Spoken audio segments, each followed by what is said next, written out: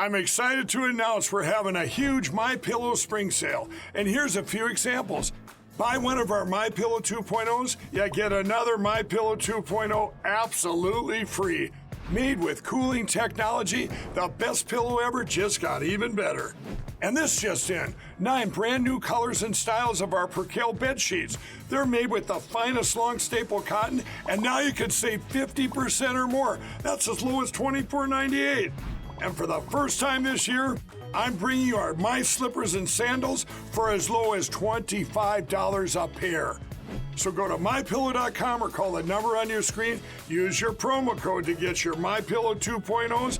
Buy one, get one free. Percale sheets as low as $24.98. My Slippers and Sandals as low as $25 a pair. And for a limited time, when you order $75 or more, your entire order ships absolutely free. This is today's News Talk, TNT. For our first guest tonight, I have to put on my best NPR voice and welcome Gene Valentino back to State of the Nation. Gene, welcome. And have you heard the news about NPR's business editor, Yuri Berliner, who has come out and admitted that NPR lost its way and went from aggressive reporting against Donald Trump to being solely focused on taking down the administration? Are you surprised? And is this anything that should surprise the average listener? I am surprised. The average listener is now hopefully getting another side of the story that we, the taxpayers, are paying for on a public radio channel called NPR. I guess they're trying to find their way for fair and balanced reporting. What do you think? Well, I'll tell you what I think. I think not only NPR, but all of the media, I've been noticing stories that are increasingly critical of the Biden administration. It's almost like these people are Homer Simpson backing into the hedge. They just want to back away from this failed administration as quickly and as smoothly as possible. I call it raising the white flag. I think they have succumbed and are retreating and realize the error of their ways. Not too late, maybe too late, but it doesn't matter. Donald Trump, whatever they're doing to him, they're beginning to see the transition through the court systems now recoiling and maybe finding more fair and balanced prosecution against him as well, only to help his campaign fundraising. Only to help more Democrats leave the Democrat Party. If they're not going Republican, they're going independent. I got to play devil's advocate here, boys. I feel like there are psyops afoot here. I don't feel like NPR is going to take any stand of their own. I feel like they're working the same talking points they've always been working.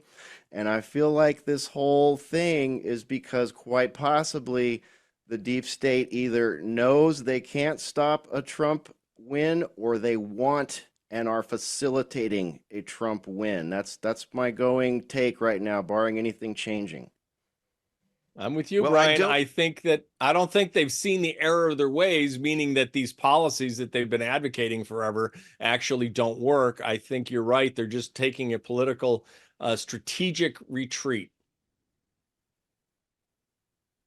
Well, I will add that this strategic retreat sits against the backdrop of more fundamental Democrat nonsense. Can I share a story that's popped up with you? You guys may have reported it earlier in the day, but it's come to my attention, and I just got to share it with you, if you don't mind.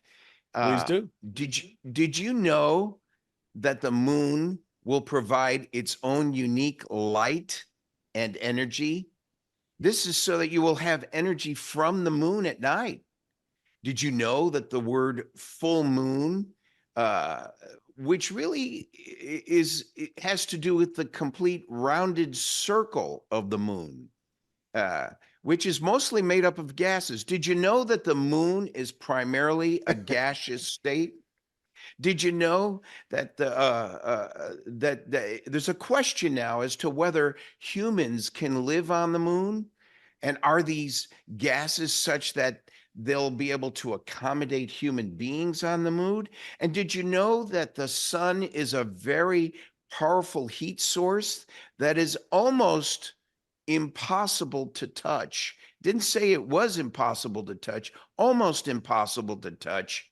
Uh, uh, Gentlemen, these comments were made by Texas Congresswoman from the 18th Congressional District in Texas, Sheila Jackson Lee. And what makes it even crazier is that she served on a subcommittee of space and aeronautics going back to, I think, to the Clinton administration. Oh, my words. Well, She probably believes that if it's not a gaseous state, it's why the moon is Swiss cheese, because it's got holes in it too, I am stunned by the stupidity and ignorance of a United States Congresswoman, Shirley Jackson Lee, excuse me, to come out with this kind of information at a school session talking to kids in a public forum is, to me, a disgrace of the agency she served on and the science. She's an attorney. She should know better to be even talking in those kinds of words to any crowd publicly as a United States Congresswoman. I guess maybe the moon is made of Swiss cheese. Well, her head certainly is. I think she might have a little mad cow going on there. We call her Sheila Racist General. Sheila Jackson Lee. I don't know why we have to tear down statues of Andrew Jackson and Robert E. Lee, but apparently she's allowed to keep her middle and last name. It's not racist when she uses it, I guess. She has a long and storied history of stupidity, but so does the Democrat Party, right? Let's not forget our pal from Georgia who wanted to be sure that the Marine Corps airstrip on Guam wasn't going to tip the island over. He came out later and said it was a joke, but when you saw the video live, Representative Johnson wasn't joking. These people have been installed. They haven't risen to their position based on their intellect or their experience. They're just meat puppets that do what they're told to do, say what they're told to say, and are given money so that they can consistently remain in office. It's an absolute disgrace. That's the key. That's the key, Timothy. I think the Dems just keep pushing stupid people into office to stay there as puppets for the puppeteers, which we've talked about in the past, the deep state narrative. And I think this is more of the same. It's shameful that the Democrat Party has so many people up front and center pushing these false narratives, to think that the American citizens would buy into it. My fear is that the younger generation, the Gen Y and the Gen Z crowd, will buy into it, just as they're trying to buy their votes with Biden pushing another narrative on forgiving even more student debt in the hopes that he gets their votes. I hope the American people help the Gen Z and Gen Y, the millennials up to age 40, educate them. And I hope they see the light of day. And I hope these young folks realize, in all seriousness, that the forgiveness of a debt that they signed off on and agreed to pay for, regardless of the interest rate, should not be forgiven unless you want to figure out how to pay for your parents' Social Security and welfare as they roll into the senior years of their lives. We need to protect those around us, and we need to take the responsibility into our own hands and ensure that we lead a good example for our children and our grandchildren. If we're going to incur a debt, we damn well better pay for it. Gene, you're absolutely correct. Democrats whose voters think that they're so much smarter than everybody else have a habit of installing stupid people. I'm thinking of the mushroom moppet behind the lectern in the White House, Karine Jean-Pierre, and Adam Schiff, who can't tell a lie or can't tell the truth. If he had a gun to his head, of course, he'd be the perfect running mate for Joe Biden this time, right? And, liar, the two of them. AOC, who was literally auditioned. She was selected out of over 40,000 people at a cattle call. Her brother signed her up. She was a bartender. Her brother signed her up to go into this interview process, the cattle call. Over 40,000 people they screened to find someone who was photogenic and malleable. And now the Bronx is stuck with AOC, although we've got a great candidate running against her. A little bit foul-mouthed, but YouTube sensation running there in southeastern Bronx. And it'll be interesting to see how that race turns out this fall. But you're absolutely correct. The Democrats keep putting up these sock puppet candidates that just, they push the false narrative. And the good news is that a lot of people are waking up. Okay, young black men are now calling Donald Trump Uncle Trump. Young black women are calling him Daddy Trump. He's polling higher among blacks and Hispanics than any Republican in the last 100 years. I see hope on the horizon, Gene. I do too. You know, it was just yesterday we saw on the news in Dearborn, Michigan, these Muslims chanting death to America just the other day. Hey, I pose a question to you. Is this not de facto renunciation of an American citizenship? And if that's so, and you're going to chant death to America, can we not deport them? If you're giving up your citizenship and expressing such inflammatory, treasonous commentary, such as death to America, can't we deport them? Why shouldn't we deport them? And why is this happening in Dearborn, Michigan?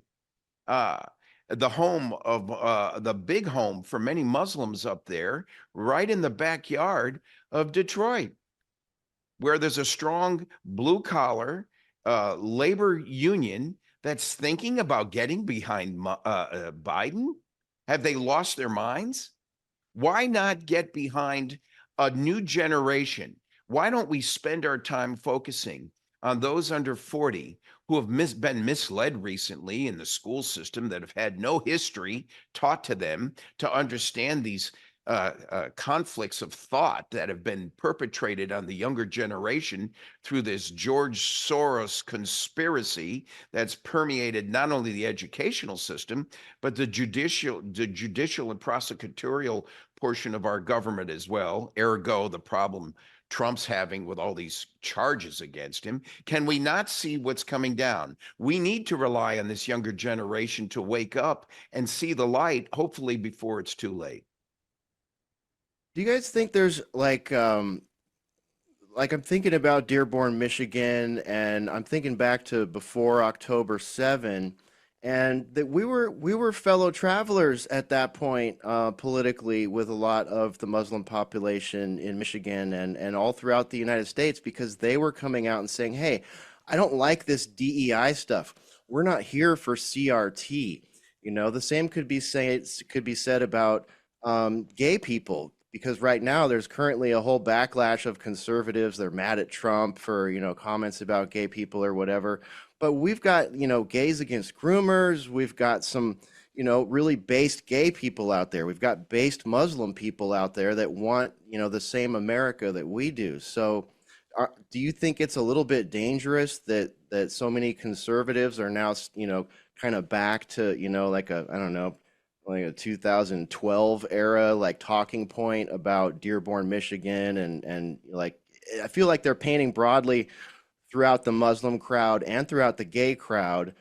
But then a few months ago, not that long ago, we were agreeing with them on a lot of conservative points. I think the key hash is that the strategy afoot, even amongst the embedded Democrats, and some of the RINOs, is to divert, deflect, and distract your attention away from key issues. Key issues we talk about that are constitutional based, rights based. We've talked about voting, term limits, citizenship. What does that mean? We've talked about that is complementary to what you've just said, Brian. It's an issue where if I distract your attention away from all with and give you and put so much noise into your brain with these issues like the ones you've just expressed, LGBT, men competing in women's sports, and all of the issues you just mentioned are nothing more than a further distraction away. Just vote me in. I'm a Democrat and I'll solve that problem for you. Oh, by the way, I just forgave your college loan. Oh, heck, I think I'm going to vote for that guy. Distracts them from some of the key issues. But they're empty words, Gene. I agree. But like, for example, you know, we get a lot of empty words from them. And I think the empty words are sort of the litany of empty words have kind of lost their sheen at this point. People are starting to say, no, I don't think you are going to forgive my debt. You know what I mean? So it is kind of falling apart a little bit, their bobbly distraction technique. Yeah, and the courts have ruled against Biden when he attempted to do so, right? So I hope the millennials pick up on that and say, hey, this Biden's offering empty promises that have no direction. I still have no economic opportunity when I get out of college. I don't know what my job's going to be. My words, there might be automation in Wendy's, Hardee's, and McDonald's that prevents me from getting a job there, regardless of what the pay grade is, the rate per hour is. So you're finding young people coming out of a profession wondering where they're really going to have their opportunity. America was wonderful when it provided opportunity and stayed out of these myopic micro issues. America is great when it provides incentives and opportunities. America is great when it gives a defense to Israel, not try to micromanage their policy on Hamas and Hezbollah. It's micro in one sense in our internal operations of government and economy and finance and future and vision. It gets into trouble when it tries to mandate through a deep state narrative how you should live your life. And that's what the millennials have to wake up and see before it's too late. And to your first point, I think they are. I think the pendulum is swinging back the other way, and we are seeing a younger generation saying, hold on, Biden, hold on, Congress, you've gone a step too far. And the world is watching. I think you're absolutely correct, Gene. And if not the millennials, at least Gen Z is starting to wake up. Always a delight to have you on State of the Nation. I wish we had 3 hours with you because there's so much to discuss, but we look forward to your next segment right here. Why don't you tell people how they can find you? Thank you. Thank you, Timothy. We have a website, folks, and all of these wonderful TNT segments are posted there as well. www.genevalentino.com. Go to the Grassroots Truthcast podcasts and segments, and you can subscribe. Please subscribe, and we'll push these TNT episodes to you weekly as well.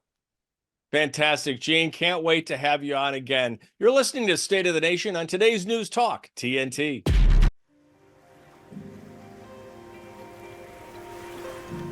I remember the first meeting that I had with our chief medical team, and I said to them, life comes down, you're going to be judged by the choices that you make.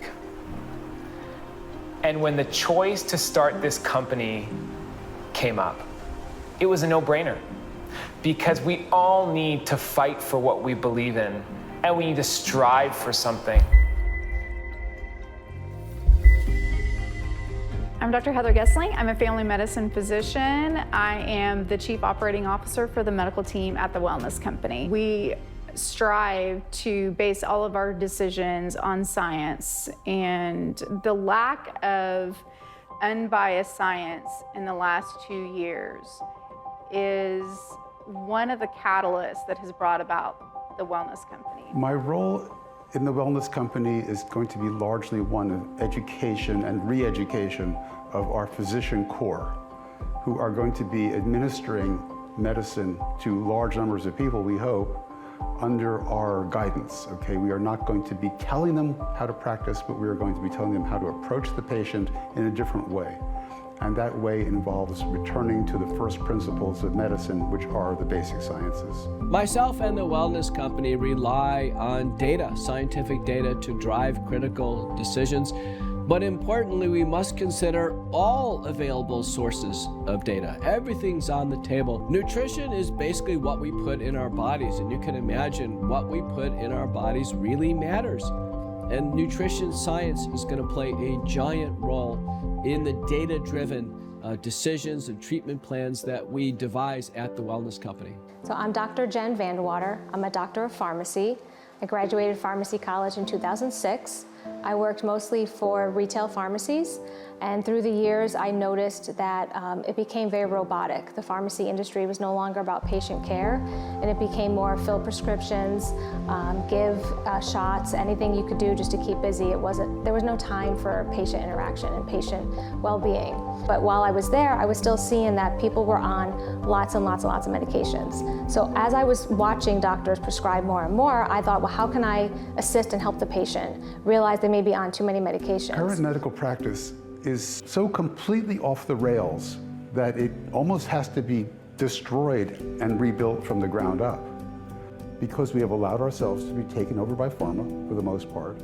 Most doctors just prescribe, they treat numbers as opposed to patients. They don't reverse disease, they maintain chronic disease. This is all wrong.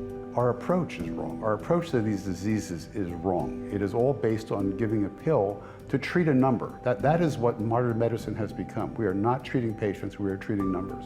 It's always been said that an ounce of prevention is worth a pound of cure. And if we can prevent an illness, we can prevent suffering, potentially hospitalization, progression of disease, and death. So prevention is absolutely critical. I see creating an integrated healthcare system that focuses on prevention versus being reactive. I see a company that's going to continue to have amazing products and put third-party products on our store and in our platform that are vetted by some of the best physicians in the world. What makes the Wellness Company's approach unique is that we're coming at different angles. We're not just coming into one area of health, we're coming into education. We're coming into training even providers on what health actually looks like. We've been kind of confused and misguided through the years, so the Wellness Company is hitting it in a way that nobody else has hit it before. We have to go back to treating patients and getting them healthy again and maintaining that state of good health. I truly am inspired to leave the world a better place than I came in. I want to create that change. I want to help people. Grow in what you know about your health. Your health is yours. You own your body. We want to just guide you in that so you can make the right decisions for your health. And I'm excited to tell you that we're here and we're bringing you the best.